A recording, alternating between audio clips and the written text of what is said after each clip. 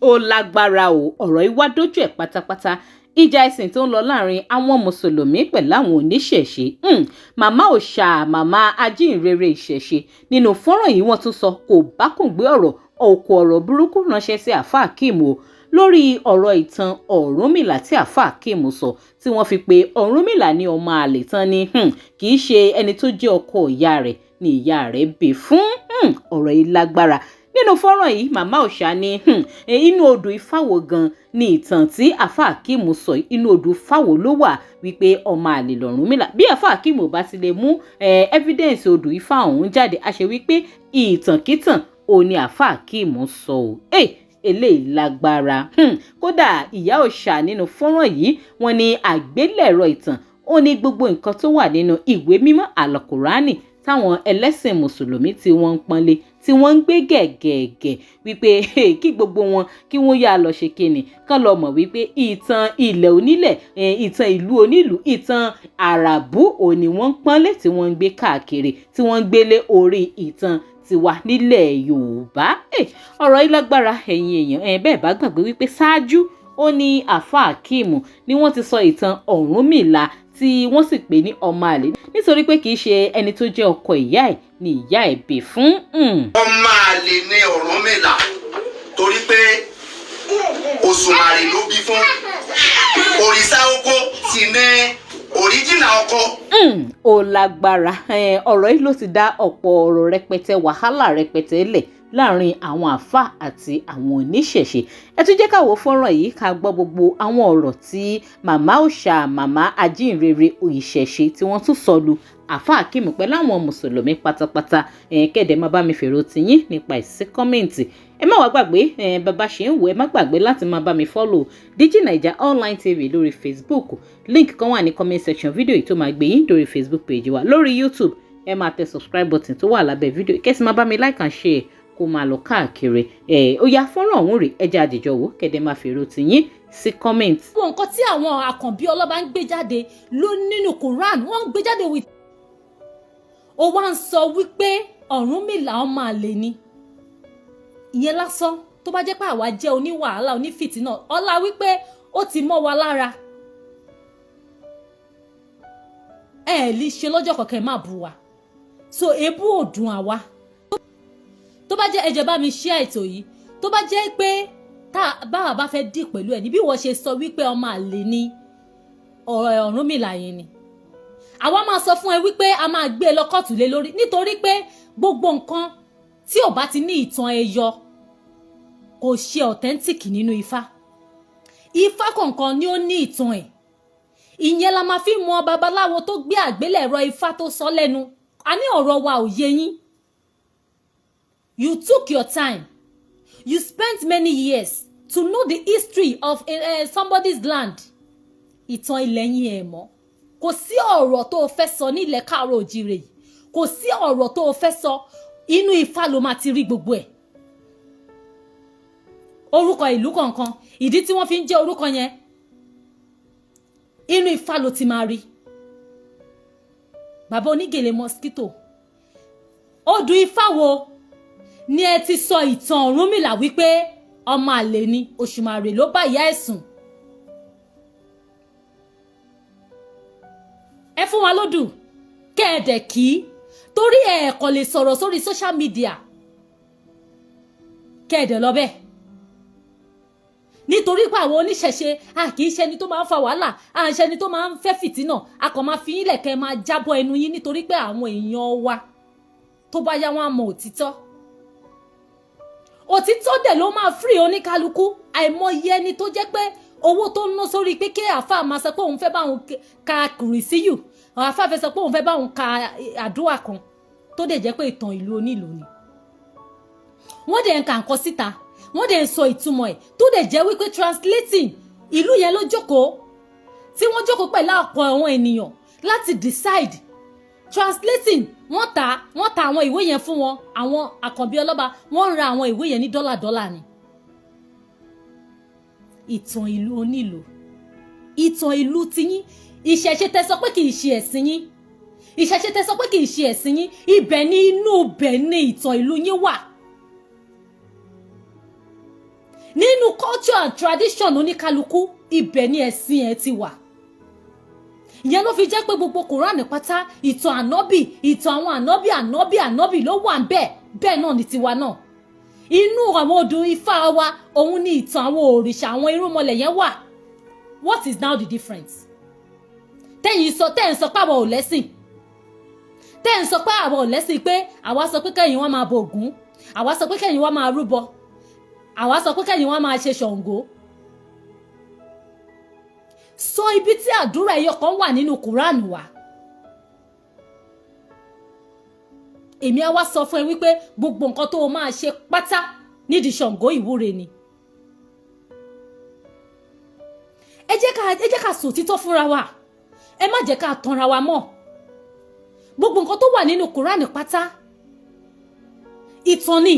Ìtàn ìlú onílùú bí wọ́n ṣe jagun bí ànábì ṣe bọ́kù sùn bí ànábì ṣe jí pátá bí ànábì ṣe jalè bí ànábì ṣe ṣe many atrocities tó dẹ̀ ní evidence. Ẹ̀yin ò rí evidence múlẹ̀ àfi kẹ́ máa ṣe àgbélẹ̀rọ ìtàn. Ìwọ oní mosquito tó jẹ́ wípé ìwọ onígèlè mosquito tó jẹ́ pé ewé àtegbò ló máa ń polówó lórí péjì ẹ. Ọmọkùnrin ẹlẹ́nu gọ̀ǹpà yìí onígèlè ara àwọn tí ó tiẹ̀ jẹ́ pé wọ́n mú ẹ̀sìn yẹn gan wá gèlè wọn ò tó yìí o. Gbogbo mosquito net tó yẹ káwọn ará àdúgbò ẹ̀ lòun nìkan ló máa wé sórí. Òun nìkan ló máa wé sórí ẹlẹ́nu jọ̀ǹpà.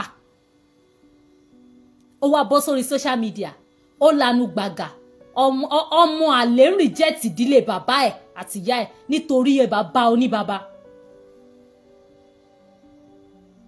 Ó ń pera ẹni ọmọ àlè automatically nítorí bàbá oníbàbá.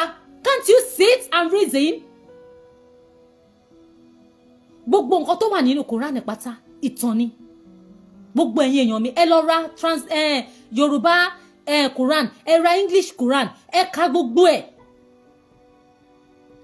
Àwọn àdìtì yẹn nǹkan tó ń pè ní àdìtì àwọn ìwé tí àwọn èèyàn kọ tó jẹ́ pé àwọn ará Saudi àwọn tó ṣojú wọn àwọn tí bàbá wọn sọ fún wọn òun ni nǹkan tó ń pè ní àdìtì. Tó máa sọ pé àdìtì má máa wò bí ìwà tó jẹ́ pé àdúrà ńlá ló fẹ́ sọ̀kalẹ̀ o. Ìtàn ni o. Tàbá tí àdá gbà tí mo tún rí tí wọ́n tún kà sí wa létí lálẹ́ yìí mo tún wò pé ìtàn bẹ́ẹ̀ nìkan ṣe bí aláṣẹ ní pé kẹ́nìkan kí ó sọ pé ìkejì ẹ̀ parun kó perish kíyàwó ẹ̀ perish kí gbogbo wọn perish. Ìtàn bí ẹni yẹn ṣe tó fi sọ pé kí ẹnìkan kó perish ìyẹn ló máa sọ pé kàn máa kà kẹ́ máa kà àwa èèyàn irú ìwà tí à ń wù. We want to continue to live in lies in fake because àwọn ẹlòmíì wọ́n ti wò pé ẹ̀sìn akúkú ti adopt ẹ̀sìn yẹn àti gbà kákúkú gbà sí kámú. We need to set our unborn children free. They must be free from this bondage. The bondage has not give us any development. Kò fún wa ní development kankan. Kò fún wa ní development kankan. Láyé àtijọ́ láyé àwọn bàbá wa tí wọ́n bá mú òkúta méjì tí wọ́n bá papọ̀ aṣáná. Kí la lè ṣiṣẹ́ lé lórí? Nísìnyí tó jẹ́ pé tá a bá mú òkúta méjì tá a bá papọ̀ kí la lè ṣe láti ìgbà tá a ti invite Allah wa. Nísìnyí tí gbogbo àdẹ̀ ti mọ̀ pé Allah àǹjọ̀nú ni. Àǹjọ̀nú tá a gbọ́dọ̀ rí bùkù nínú ilé wa ni nítorí pé ajogun ni. Tí ẹ bá wo gbogbo ìṣòro ńlá ni o ìwọ tó bá ṣì ń feel pé ká máa lẹ́bẹ̀ àwọn èèyàn wa reject it in your homes. Reject it totally. Ajogun ni àwọn nǹkan tó ń sọ fún àwọn èèyàn tí wọ́n bá gbà gbọ́ ò dáa. Wọ́n ní ó ní kàn harden heart wọn. Ẹni tí ò bá ti ṣe ti Islam kí wọ́n má bàa ṣe. Ẹni tí ò bá ti ṣẹ̀ sí wọn kí wọ́n pa. Àwọn ms bàbá wọn gbé fact ẹ̀ jáde. Now ẹ̀yin Muslim nǹkan tó wá yẹ kẹ́ ẹ ṣe ni pé nígbà tí wọ́n ń gbé fact yẹn jáde tí ò bá wá ń ṣe fact ẹ̀yin náà ṣe wàásù. Kò nídìí wípé kẹ́ máa silent àwọn èèyàn kẹ́ máa bú àwọn èèyàn kẹ́ máa ṣépè fáwọn èèyàn kẹ́ máa sọ pé wọ́n máa kú kẹ́ máa dájọ́ fún àwọn èèyàn. ìsìlámù ti lulẹ̀. Ìdí ni wípé ẹkún àwọn aláìṣẹ̀ ti pọ̀. Nǹkan tó ṣe rí bẹ́ẹ̀ nìyẹn. Àwọn tí ànábì tí Allah ti pa ó ti pọ̀. Ẹlòmíì gba ìsìn yẹn débi wípé ó gba àwẹ̀ títí tó fi kú ni. Nígbà tó bá kú tó bá dọ̀run tó bá mọ̀ tọ́tán ẹ̀mí àwa máa rìn kiri nínú ìlú. Ẹ̀mí àwa máa ké fún justice. Àwọn ẹ̀mí yìí ló ń ké fún justice tó ń kó sínú àwọn èèyàn báyìí tí wọ́n fi ń sọ̀rọ̀. Ọ̀pọ̀ èèyàn ló ti gbàwẹ̀ tó ti kú sídìí àwẹ̀. Ọ̀pọ̀ èèyàn ló ti gbàwẹ̀ títí tí ó ṣàtìmú. Ọ̀pọ̀ èèyàn ló ti gbàwẹ̀ títí ní ọjọ́ Ramadan tó jẹ́ pé nínú Ramadan ló máa kú sí. Ẹ̀yin àfà ètò wá sọ wípé ọ̀dọ̀ Ọlọ́run tààrà ló ń lọ. Nígbà tó bá dẹ̀ dọ́run tán àwọn sọ èdè Lárúbáwá sí. Báwo ló ṣe fẹ́ gbọ́?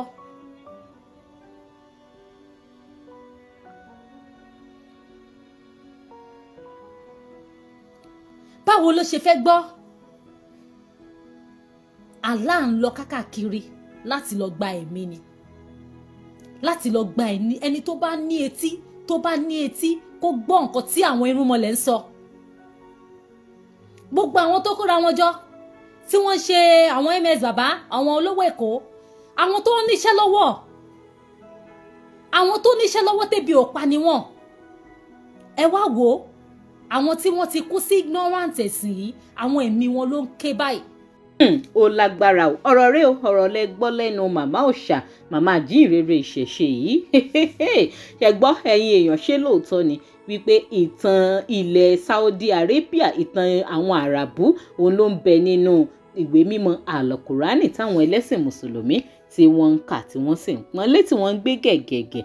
Ọ̀rọ̀ ìlágbára ìjà ìsìn tó ń lọ láàrin àwọn mùsùlùmí àtàwọn oníṣẹ̀ṣe ibo gan ló fẹ́ forí tì ibo gan ni ó fẹ́ fi orí tì sí kò tí ì yé ọ̀pọ̀lọpọ̀.